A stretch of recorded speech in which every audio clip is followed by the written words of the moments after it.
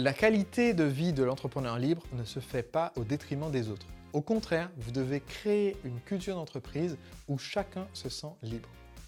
Bonjour, je suis Sébastien Knight, entrepreneur libre, et chaque week-end, je partage avec vous les aventures de l'entrepreneur du dimanche, c'est-à-dire les difficultés, les erreurs et les échecs que j'ai rencontrés dans mon parcours pour devenir un entrepreneur libre. Je partage tout ça avec vous pour que vous ne tombiez pas dans les mêmes pièges.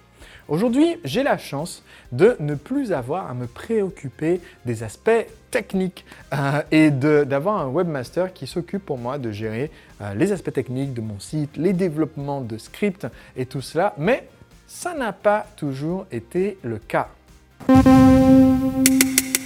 En fait, j'ai un avantage concurrentiel qui est aussi un gros handicap.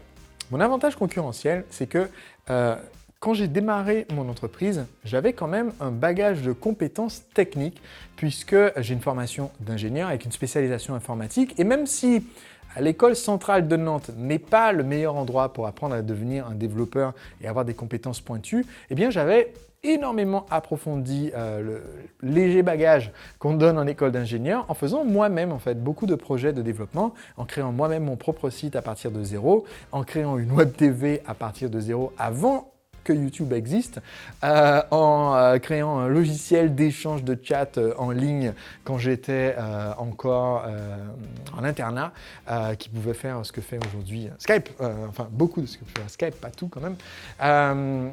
Et en fait, j'avais cette chance, quand j'ai démarré mon activité, d'avoir la compétence technique. Donc de savoir monter mon site web de A à Z.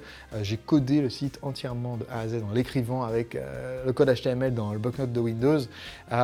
Et ça m'a permis de gagner du temps dans la mesure où j'ai pu être très autonome dans ce que je voulais faire, avoir les pages à peu près comme je les voulais et pouvoir démarrer mon activité sur Internet sans avoir à attendre l'invention des outils qu'il y a aujourd'hui et qui n'existaient pas avant. Des outils comme ClickFunnels qui est sorti peut-être en 2016, comme System.io qui est sorti en 2018, des outils qui vous simplifient la vie comme ça. Même OptimizePress, ça n'existait pas quand j'ai démarré, même WordPress. Ça n'existait pas quand j'ai créé mon premier blog, c'était avant de lancer mon entreprise.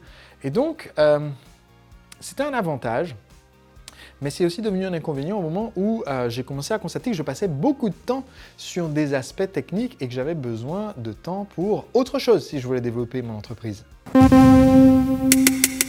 En fait, j'ai eu un moment de déclic quand j'ai commencé à utiliser un outil qui s'appelle Toggl. Toggl, c'est une sorte de chronomètre que vous avez sur votre navigateur et qui vous dit en fait à la fin de votre semaine de travail combien de temps vous avez consacré à quelle tâche. Et je me suis vite rendu compte en l'utilisant pendant 3 semaines qu'en fait je consacrais beaucoup plus de temps que je ne le pensais à des tâches techniques, à mettre à jour les plugins, les extensions sur mon blog, à débugger des problèmes de virus informatiques, à mettre en ligne des fichiers sur des FTP, bref, des actions qui en fait avaient peu de valeur ajoutée et qui me prenaient du temps. Or, comme j'essayais de réduire les voiles sur ma semaine de travail de façon à pouvoir partir en voyage autour du monde et travailler un jour par semaine, chaque heure de gagné que je pouvais éliminer sur la technique, ça serait un gain phénoménal. Donc ça a commencé à me trotter dans la tête et pile à cette époque où j'avais cette réflexion de comment me débarrasser de ces tâches techniques et réduire ce temps, j'ai discuté avec quelqu'un qui était en fait un partenaire d'affaires avec qui j'avais un bon contact et qu'on va appeler Denis.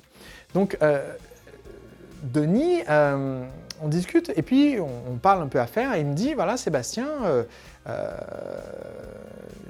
j'ai une activité qui marche bien. » Donc c'est intéressant parce que Denis avait déjà un style de vie intéressant. Il avait en automatique, son activité rapportait largement de quoi vivre avec son activité sur Internet, même sans rien faire, vraiment de façon passive. Et donc Denis avait cet objectif qu'ont beaucoup d'entrepreneurs libres. Mais ce qu'il recherchait, il m'a dit, voilà, je suis un peu en recherche par contre sur le côté rejoindre une équipe. C'est-à-dire, ça peut sembler paradoxal de dire que quelqu'un veut rejoindre une équipe alors qu'il est entrepreneur libre, mais en fait, là, l'inconvénient des fois quand on fait ce métier de travailler sur Internet, c'est se sentir tout seul. Ça m'était arrivé aussi à moi de me dire, mais voilà, on est derrière un ordinateur, on se sent un peu isolé. Et donc c'est ce que me disait Denis, il me dit, écoute Sébastien, j'aimerais bien rejoindre une équipe comme la tienne, si jamais l'opportunité se présente, qu'on travaille ensemble, je pense que ça peut être super dynamique, super porteur, donc à l'occasion, l'idée est lancée, quoi. Et je lui ai dit, bon, là je pars autour du monde, je ne veux pas monter une équipe, au contraire, je réduis les voiles énormément. Je vais travailler qu'avec une personne pendant cette période, mais je garde l'idée en tête. Et en fait, en revenant de mon tour du monde, tout de suite, j'ai pensé, il faut que je recontacte Denis et qu'on discute un petit peu. Donc j'ai recontacté Denis, et effectivement, de fil en aiguille, en discutant, je me suis dit, ça serait vraiment bien de l'avoir à mes côtés.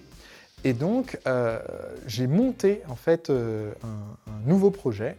Ce nouveau projet, c'était, comme j'avais mon savoir-faire de comment développer mon activité sur Internet, de me dire comment est-ce que je pourrais accompagner d'autres personnes pour qu'eux lancent leur activité sur Internet. Et donc, on va faire la prestation de mettre en place leur marketing, s'occuper de tout ce qui n'est pas leur cœur de métier. Eux, ils font leur cœur de métier et leurs vidéos. Nous, on met tout en ligne, on publie tout, on les aide à cartonner. Et pour ça, je savais clairement que j'allais avoir besoin d'aide pour les aspects techniques. Donc, tout de suite, on a discuté avec Denis et le courant est bien passé. On a dit « Banco », il rejoint l'équipe et on va travailler ensemble. Et donc, le plan, c'était ça. On travaille ensemble, il s'occupe des aspects techniques. Comme ça, je peux me concentrer sur ma compétence marketing. Alors à ce stade, parce que dans les épisodes de l'Entrepreneur du Dimanche, je vous ai déjà parlé de recrutement qui a un peu mal tourné, vous allez me dire, mais ok, peut-être que Sébastien, est-ce que ça s'est mal passé comme avec ta toute première embauche où la personne ne travaillait pas, ou c'était difficile, etc. En fait, paradoxalement, non. Le problème même qui s'est posé, c'est que Denis était trop impliqué. C'est-à-dire, et ça peut paraître paradoxal, mais en fait, c'était quelqu'un de formidable, c'est toujours quelqu'un de formidable, mais c'est quelqu'un qui se donnait à fond et sans compter. Et à un moment donné, sa charge de travail était trop par rapport à ce qui était vraiment réaliste. Même si au bout d'un moment, on a embauché une autre personne pour venir le seconder, c'était juste trop. Mais Denis voulant vraiment bien faire et étant vraiment quelqu'un de très à la fois comme on dit, dévoué à la cause que je défends d'être des entrepreneurs libres et cette idée d'entrepreneuriat. Donc, il voulait que ça fonctionne. Il voulait que ça fonctionne aussi pour nos clients. Et donc, il ne comptait pas ses heures, il était à fond. Et au bout d'un moment, je me rends compte, mais je pense qu'il y a un truc qui ne va pas. Et j'ai noté une petite baisse de performance du côté de Denis, mais c'est surtout que j'ai remarqué qu'il n'avait plus l'énergie qu'il avait avant, etc. Donc on a un petit peu discuté. Et en fait, ça, je me suis rendu compte, effectivement, je n'avais pas réalisé à quel point il commençait à être submergé, quoi. Et même il ne commençait pas juste à se submerger, il était complètement submergé. Et donc on a discuté, et c'est là que je me suis rendu compte, mais en fait, chose que je n'aurais jamais imaginé,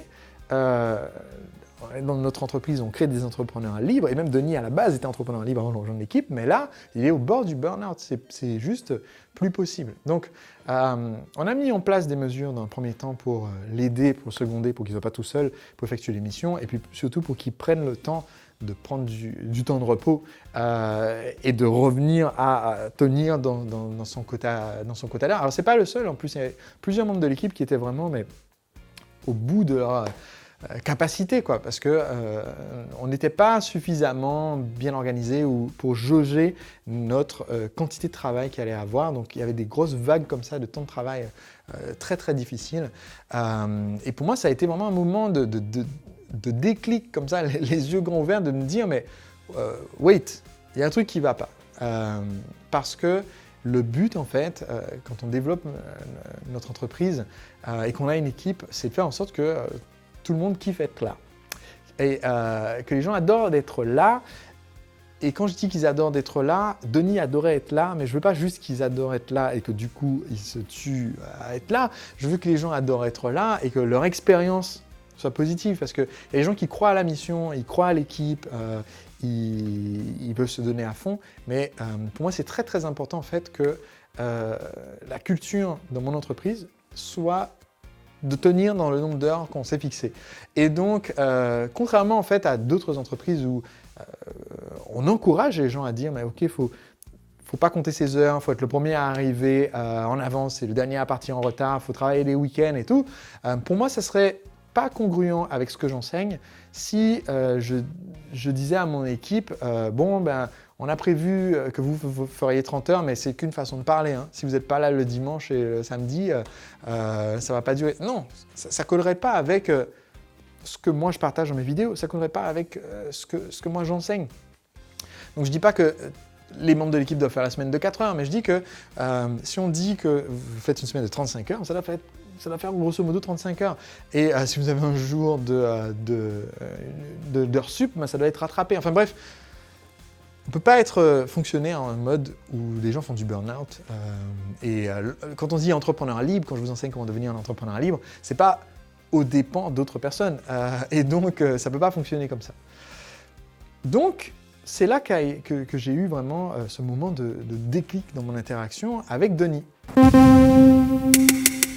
La première solution à court terme, ça a été de dire « Ok, on va mettre quelqu'un d'autre pour l'aider, dire « Ok Denis, à partir du moment où il faut que tu prennes tes temps de repos et tout ». Mais même au bout d'un moment, cette idée qu'on avait eue de devenir prestataire de service, j'ai dit « Ok, on va arrêter les frais ». Parce que ça pèse énormément sur l'équipe, ça ne nous correspond pas trop.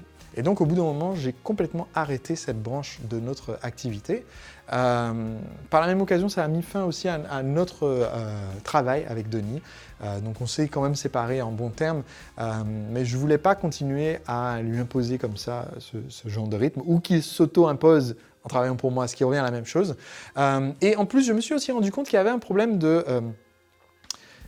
les demandes que nous avions commençaient à devenir trop techniques par rapport au niveau d'expertise de Denis. Et pour moi, c'est important aussi de reconnaître que on ne peut pas demander, dans un premier temps, je l'ai déjà dit, on ne peut pas demander aux gens de faire plus que ce sur quoi on s'est mis d'accord. Jusqu'à une certaine limite, c'est bien de demander un coup de main exceptionnellement, mais ça ne peut pas être exceptionnel toutes les semaines.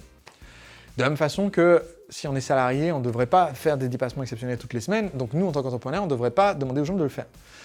D'un autre côté, ça veut dire aussi que il faut être attentif à ce qu'on demande en termes d'expertise de la demande. Si au bout d'un moment, il n'y a plus d'adéquation entre la complexité de la demande et ce que la personne peut fournir, c'est aussi un très gros facteur de stress et un très gros facteur anxiogène parce que si vous recrutez bien et que vous avez des gens qui sont déterminés, motivés, qui croient à la mission, ils vont se tuer à la tâche pour apprendre à faire les trucs et pour faire les trucs, même si c'est pas dans leur tasse de thé, pas dans leur feu sacré. Et donc, au bout d'un moment, il faut dire stop. Donc, ce que j'ai fait après, c'est que j'ai dit, OK, on va recruter quelqu'un avec des compétences différentes, qui n'a pas forcément les compétences marketing qu'avait Denis et qui correspondaient bien à notre besoin de l'époque. Quelqu'un qui a juste les compétences de développement, de webmastering, etc., qui sont plus pointues techniquement, qui va correspondre à ça. Et on va changer, en fait, de fonctionnement. Mais ça a été difficile parce que ça nécessitait de se rendre compte, OK, il faut que je change la façon de faire, la façon de communiquer et que je m'assure de créer cette culture dans l'entreprise où qu'on soit salariés ou prestataires, les gens qui sont dans l'équipe, entre guillemets, d'être intrapreneur libre, ça veut dire à la fois avoir un niveau de responsabilité par rapport à ses projets, ça j'en parle souvent dans mes vidéos, mais ça veut dire aussi qu'on puisse faire confiance à l'entreprise pour tenir sa part du contrat. Et que l'entreprise n'essaie pas d'abuser de nous. Et donc, c'est très important pour moi d'être attentif à ça et de faire en sorte qu'on respecte un peu ce sur quoi on s'était mis d'accord à la base avec les gens qui travaillent dans notre équipe. Voilà donc un petit conseil important pour vous pour entretenir la motivation et le niveau de vie, la qualité de vie des personnes qui travaillent avec vous. On se retrouve dimanche prochain pour un autre épisode de l'entrepreneur du dimanche. D'ici là, pour recevoir les vidéos gratuitement, eh bien, tout ce que vous avez à faire, c'est de suivre le lien. Je vous ai mis un lien dans la description de l'épisode d'aujourd'hui. Vous cliquez ce lien, vous allez être abonné, ce qui fait que je vous envoie les prochains épisodes à mesure qu'ils seront diffusés. Et si vous n'avez pas encore lu mon livre, Le secret des entrepreneurs libres, sachez qu'en ce moment, je vous permets de lire le livre, de démarrer votre lecture gratuitement. Toutes les infos sont dans la description de l'épisode d'aujourd'hui. Cliquez le lien, démarrez votre lecture et on se retrouve dimanche prochain.